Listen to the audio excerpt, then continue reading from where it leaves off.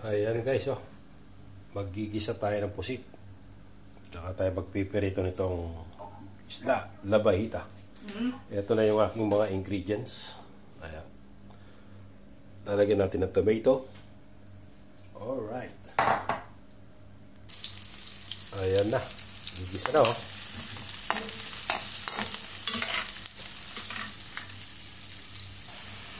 Ayan na. Nakapaggisa na tayo.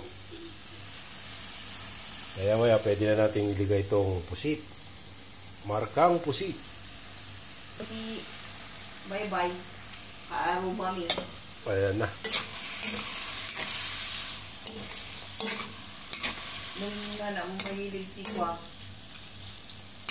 Si amok lang naman nga si Dam. Hindi na asawak ni Dikkat. Galunggong king.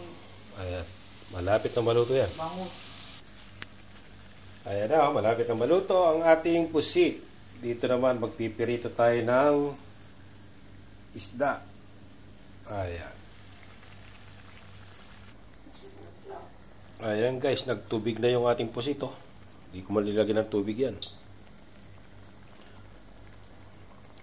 Turn off na natin kasi kailangan half cook lang yan. Tapos na ang pusit. Eto na, pirito na natin to.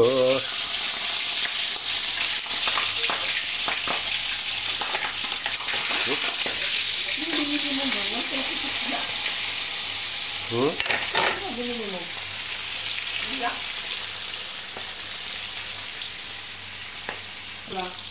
Ayan na guys, oh. Malapit na maluto yung aking black pomfret, labahita. Ito naman yung ating adobong pusit. Tapos magpipirito din ako ng calamari. Pusit pa rin. Ayan, oh. Luto na ang ating black pomfret. Ito naman yung calamari. Ayan na yung ating pusit. Lumalaban siya guys. Ito naman yung aking bisita. Nakaabang na. Special guest yan. Pusit. Pusit. Isda. No rice, ha?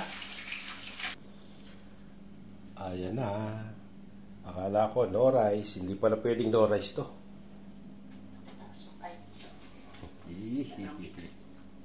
Na? Mangantana. Mangantayon. Tikman ko nga itong calamari. Tango. Alright. Siram. Sarap.